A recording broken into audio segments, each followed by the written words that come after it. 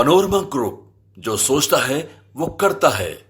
नमस्कार, न्यूज हाट के खास प्रोग्राम सियासत में आप सभी दर्शकों का बहुत बहुत स्वागत है। मैं हूं करिश्मा और हमारे साथ मौजूद है न्यूज हाट के senior journalist Chandan Jha. Sir नमस्कार। नमस्कार करिश्मा। सर, मुख्यमंत्री नीतीश कुमार की आज से प्रगति यात्रा की शुरुआत हुई है और आज नीतीश कुमार वाल्मीकि नगर गए हैं। कई तरह की बातें चल रही थी सर कि उनका स्वास्थ्य ठीक नहीं है, प्रगति यात्रा पर जाएंगे नहीं जाएंगे, लेकिन सब पर अब विराम लग गया है। नीतीश कुमार यात्रा पर निकल गए हैं। इस दौरान एक तस्वीर देखने को मिली सर, इसमें भाजपा के कोई नेता दिखाई नहीं दिए हैं। सर क्या लगता है, अभी भी खटपट की बातें हैं क्या? नहीं, जो सबसे अहम बात ये है कि भाजपा के नेता नहीं दिखे कहाँ पर, तो पटना एयरपोर्ट पर।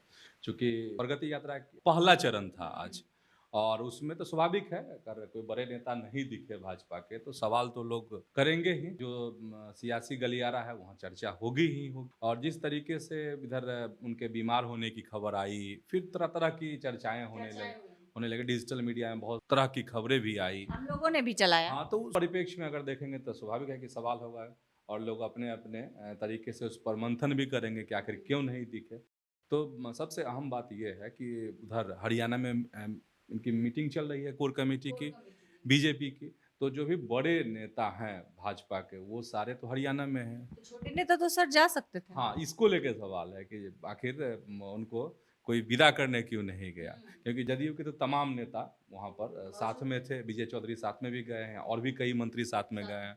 तो ये है चर्चा का विषय। आज लगता है कि ये हॉट केक है ये मुद्दा, कि आखिर बीजेपी के नेता क्यों नहीं दिखे। बड़े नेता की बात तो हमने बता दी है कि वो सारे नेता हरियाणा में हैं, और आज दूसरे दिन की अंतिम दौर की मीटिंग वहाँ चल रही है कोर कमेटी की, बीजेपी की।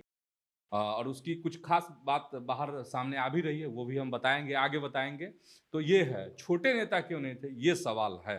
करिश्मा का सवाल जायज़ है। और करिश्मा, मुख्यमंत्री की प्रगति यात्रा की बात कर रहे हैं, तो कई तस्वीर की बात अभी करिश्मा कर रही थी, तो वो बता देते हैं। वहाँ घोटवा है ना, टोला वाल्मीकि नगर से यात्रा शुरू की है सीएम ने। तो कुछ तस्वीर इस तरह की भी आई है कि एकदम होड़ मची हुई है सीएम से मिलने के लिए, उनको गुलदस्ता भेंट करने के लिए। तो इस तरह की भी तस्वीर है।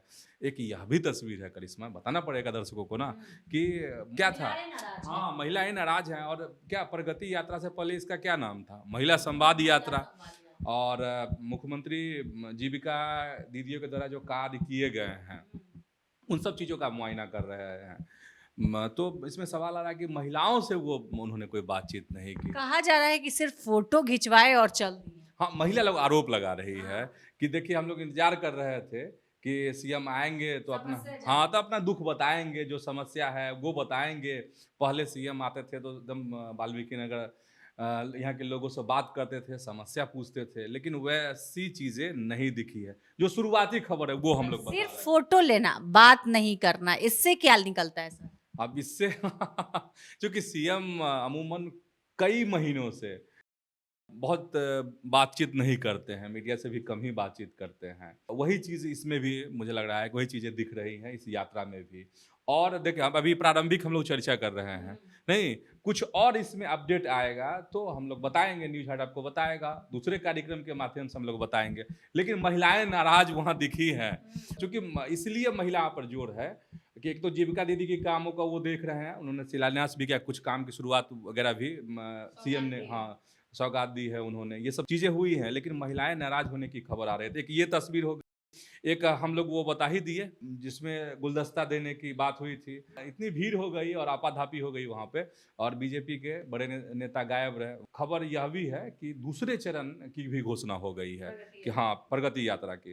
तो दूसरे चरण में कहाँ से क्या होने वाला है वो हम लोग बता देते हैं करिश्मा अपने दर्शकों को। जिसमें 6 जिलों का दूसरे चरण में मुख्यमंत्री दौरा करेंगे, जाएंगे, इनकी यात्रा जाएगी।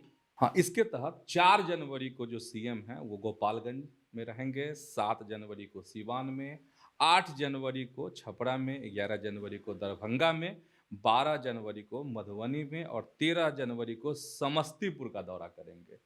ये है अगले चरण में सीएम का कार्यक्रम। एक और खबर इसी में बता देते हैं करिश्मा अपने पोस्टर सर। हाँ, पोस्टर वाली बात। इधर देखिए, पोस्टर भी लगा है पटना में, और जदयू की तरफ से लगाया गया है, जो खबर आ रही है। और इसमें है, बात बिहार की हो, नाम नीतीश का हो, इस तरह की जो है तस्वीर लगी है, इस तरह के पोस्टर बिहार में लगाए गए हैं।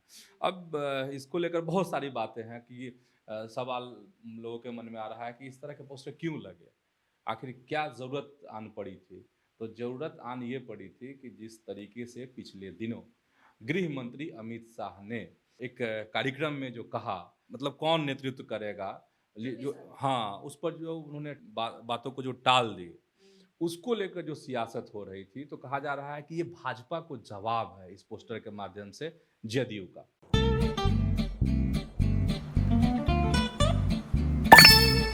चलो इसको रोकते हैं। रुको रुको, गाड़ी साइड में लो। आरसी और लाइसेंस दिखाओ। बिना आरसी और लाइसेंस के गाड़ी नहीं चला सकते। अरे सर, ये यू बाइक्स है, इसको आरसी लाइसेंस और पीयूसी नहीं लगता। अरे वाह।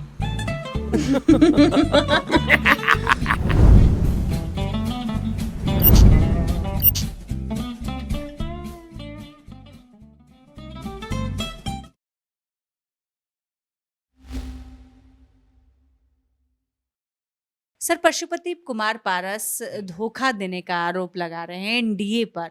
एक तस्वीर दिखाई दे रही है जिसमें पशुपति कुमार पारस है, साथ में उनके बेटे भी हैं सर। कभी मंच पर नहीं आते हैं और अभी मंच पर दिखाई दे रहे हैं, इसके क्या मायने हैं?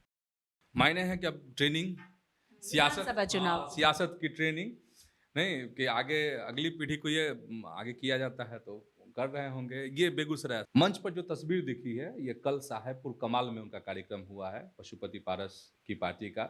उसमें तो पारस तो हैं ही, इसके अलावा सूरजभान सिंह हैं और प्रिंस राज हैं, उनके पुत्र यशराज का, हाँ, पहली बार वो दिखे हैं।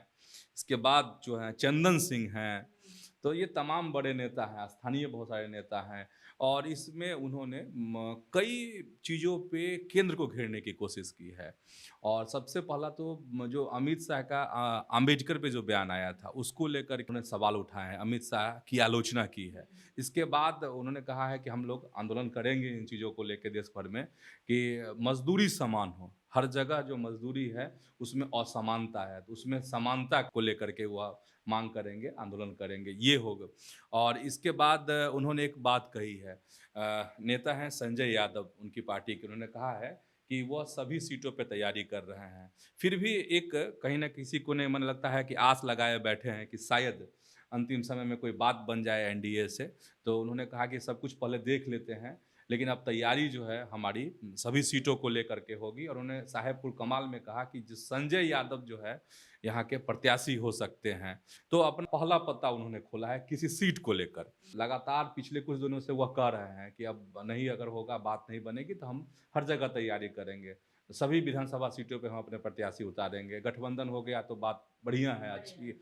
लेकिन पहली बार उन्होंने पत्ता खोला कि उनके एक प्रत्याशी क्या हो सकते हैं। साहेबपुर कमाल से कहा है कि संजय यादव उनके प्रत्याशी हो सकते हैं। तो ये सब खास बातें हैं।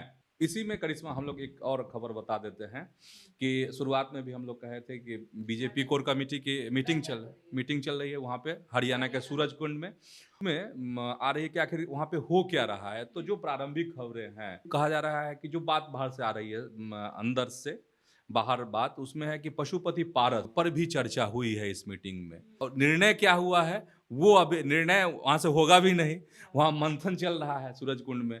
फिर हुआ है कि आगे मतलब बिहार विधानसभा का जो चुनाव होगा तो उसमें क्या रणनीति हो, स्टार प्रचारक कौन होंगे, चुनाव प्रचार कैसे किया जाएगा, हाँ, उम्मीदवार कौन होगा। तो इन सब चीज़ों, और सब जितने भी बड़े नेता हैं जो बिहार के हैं वह भी अपने सुझाव दिए हैं। जो केंद्र के नेता हैं, BL संतोष इस मीटिंग में हैं, विनोद तावड़े जो बिहार के प्रभारी हैं भाजपा के, वो हैं। तो ऐसे कद्दावर नेता हैं, तो सबसे सुझाव लिए गए हैं। उन सुझावों पर अमल जो है, फिर जो राष्ट्रीय अध्यक्ष, कहा जा रहा है कि जब नए राष्ट्रीय अध्यक्ष बनेंगे तो वो कुछ फैसला लेंगे। फिर ये भी है कि कैसे जो गठबंधन के सहयोगी दल हैं उनसे कैसे समन्वय बना के चला जाए, उसकी क्या रणनीति होनी चाहिए। क्योंकि 14 जनवरी के बाद एक बड़ा अभियान भी शुरू होने वाला है एनडीए का बिहार में, तो वो कैसे होगा। तो तो इन सब चीज़ों पे मंथन हो रहा है। तो सबसे बड़ी बात यह है, चूंकि पशुपति पारस की हम लोग अभी चर्चा कर रहे थे, अब निर्णय तो खैर बाद में आएगा, लेकिन चर्चा हुई है इस मीटिंग में भी। सर, बात पप्पू यादव की करते हैं। पप्पू यादव पूर्णिया से निर्दलीय सांसद हैं, कांग्रेस की हमेशा तारीफ करते हैं, लेकिन कांग्रेस कभी उनको लेकर ऐसा बयान नहीं दी है। लेकिन अब पप्पू यादव तैयारी कर रहे हैं कांग्रेस के 25 सीटों पर चुनाव लड़ने की। सर, क्या लगता है 25 सीट देगी कांग्रेस पप्पू यादव? बहुत मुश्किल है कि इतनी सीटें मिल जाएं, क्योंकि इधर से अगर महागठबंधन की हम बात करते हैं तो कांग्रेस गठबंधन में है ही, महागठबंधन में, इंडिया गठबंधन में, तो सीटों को लेकर के ही तो कांग्रेस के साथ अभी रार छिड़ा हुआ है तेजस्वी यादव से। तेजस्वी क्या क्या नहीं कह दी है कि हम जानते हैं नहीं, तो बहुत सारी बातें हैं। उस बीच में इस तरह की खबर आ रही है, और ये हैं जाप के पूर्व प्रदेश अध्यक्ष। जाप का विलय हो चुका है कांग्रेस में, अपने दर्शक जानते ही होंगे। मतलब जाप के पूर्व प्रदेश अध्यक्ष हैं और पप्पू यादव के खास माने जाते हैं, करीबी माने जाते हैं राघवेंद्र कुशवाहा। और उनका एक बयान आया है और वो कह रहे हैं कि जाप का विलय कांग्रेस में हुआ था, हम लोग कांग्रेस के साथ हैं। जिन लोगों का प्रदर्शन पिछले विधानसभा चुनाव में ठीक था, उनको नेताजी मतलब पप्पू यादव ने कह दिया है कि चुनाव की तैयारी करें। लगभग 25 सीटों पर चुनाव लड़ाने का हमारा लक्ष्य है, ये पप्पू यादव के करीबी का कहना है। और इसमें जो खबर आ रही है उसमें यह है कि 10 सीटें जो हैं वो सीमांचल कहा जाता है, कोसी का जो इलाका कहा जाता है वो इलाका हो सकता है, वहाँ की सीटें हो सकती है। 15 राज्य की अन्य सीटें हो सकती हैं। तो ये है, और इसमें ये लोग उत्साहित हैं इसलिए प्रियंका गांधी जो हैं वायनाड से चुनाव जीत गई, उनका कद जो है, प्रियंका गांधी तो बड़ा चेहरा है ही, लेकिन फिर भी इन दिनों और कद बढ़ा है। तो ये लोग जो इनके समर्थक हैं पप्पू यादव के, वो खुश हैं। और इनका दावा है, ये लोग कहते भी हैं कि जो हमारे नेता हैं मतलब पप्पू यादव जो हैं, उनका संबंध प्रियंका गांधी से बहुत बेहतर है। तो बेहतर है तो जितना प्रियंका गांधी मजबूत होंगे उतना हमारे नेता भी मजबूत होंगे, इस तरह के तर्क देते हैं पप्पू यादव के समर्थक, उनके पार्टी के कार्यकर्ता। तो उनका कहना है कि इस स्थिति में पप्पू यादव बहुत मजबूत होंगे आने वाले विधानसभा चुनाव में, और 20-25 सीट पे हमारे समर्थक जो हैं, पप्पू यादव के जो समर्थक हैं, वो मतलब जो है चुनाव लड़ेंगे, तैयारी कर रहे हैं। लेकिन संशय है इसमें, क्योंकि बहुत इसमें अभी रार छिड़ना बाकी है, बहुत लड़ाई इस पर अभी होने बाकी है। पनोरमा ग्रुप, जो सोचता है वो करता है। सर, बात अब रघुराम राजन की कर लेते हैं। उन्होंने यूपीए गवर्नमेंट की नीतियों को लेकर आलोचना की है। क्या कुछ कह रहे हैं सर रघुराम राजन? रघुराम राजन जो है आरबीआई के पूर्व गवर्नर रह चुके हैं। इस तरह की चर्चा क्यों हो रही है? क्योंकि रघुराम राजन जो है, जो भारत जोड़ो यात्रा जो राहुल गांधी कर रहे थे, उस समय में वह भी शामिल हुए थे। राहुल गांधी से उसी यात्रा के दौरान उनकी मुलाकात हुई थी, और उस समय में यह चर्चा छिड़ी थी कि हो सकता है वह कांग्रेस को ज्वाइन कर ले। इसीलिए यह हो रहा है कि आखिर क्या हो गया कि रघुराम राजन यूपीए गवर्नमेंट की क्यों आलोचना करने लगे हैं, और भाजपा की जो सरकार है उसकी उन्होंने सराहना की है, खास करके अरुण जेटली की। अरुण जेटली उस समय में 2013 में रघुराम राजन जो है गवर्नर बने थे, और बाद में मोदी की सरकार बनती है, अरुण जेटली उसमें वित्त मंत्री होते हैं। तो उन्होंने एकदम खुलकर सराहना की है और कहा है, बड़ी बात कही है। हाँ, उसमें रघुराम राजन ने कहा है कि जब जेटली आए तो उन्होंने बहुत अच्छे काम किए, और जो एनपीए मतलब जो बैंक के द्वारा ऋण दिया जाता है किसी व्यक्ति को, किसी संस्था को, किसी कंपनी को, और वह जब पैसा जो है बैंक को रिकवर नहीं होता है तो उसको एनपीए खाते में डाला जाता है। उसके कई प्रोसेस हैं, उसके लिए मोहलत दी जाती है। जब वो पैसा नहीं प्राप्त होता है बैंक को, तब है उसकी एक अलग प्रक्रिया है एनपीए की। तो उसमें भी हम नहीं जाते हैं। जो एनपीए चली गई राशि, बड़ी रकम, उन सब चीज़ों को लेकर सवाल उठाया है। उन्होंने कहा है रघुराम राजन ने कि यूपीए सरकार के भ्रष्टाचार और गलत नीतियों से बैंकों के पास बैड लोन यानी एनपीए जमा हुए। तब भारत में ग्लोबल फाइनेंशियल संकट के अलावा भ्रष्टाचार भी एक बड़ी समस्या थी। मनमोहन सिंह की सरकार की तरफ वो बता रहे हैं कि किस तरीके से मतलब वित्तीय जो स्थिति थी डामाडोल थी, भ्रष्टाचार का बोलबाला था।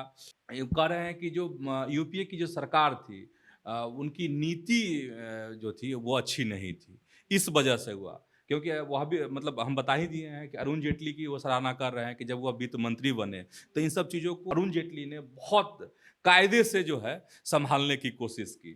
ये है जो उन्होंने आरोप लगाए हैं वो अब दर्शकों को बता देते हैं। उन्होंने कहा कि यूपीए सरकार के वक्त भारत में भ्रष्टाचार एक बड़ी समस्या थी। भ्रष्टाचार के कारण जो है प्रोजेक्ट्स को मंजूरी मिलने में देरी होती थी, प्रोजेक्ट्स को कभी जमीन नहीं मिलती थी तो कभी मंजूरी नहीं मिलती थी, प्रोजेक्ट्स के लंबे समय तक होल्ड रहने से फाइनेंशियल सिस्टम में एनपीए बढ़ जाता था।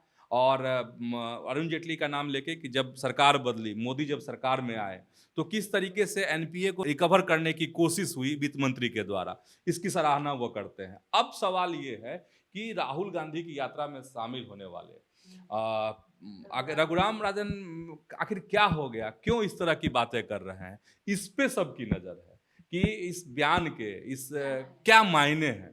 तो अब थोड़ा इंतजार करना पड़ेगा, लेकिन बयान से खलबली जरूर है कि आखिर आरबीआई के पूर्व गवर्नर ने इस तरह की क्यों बातें की। तो आज के इस वीडियो में बस इतना ही। आगे की खबरों के लिए आप हमारे चैनल न्यूज हाट को सब्सक्राइब कर ले। अगर फेसबुक पर देख रहे हैं तो पेज को लाइक करना ना भूलें। हमारी वेबसाइट है newsheart.com, उसे भी जरूर विजिट करें। धन्यवाद।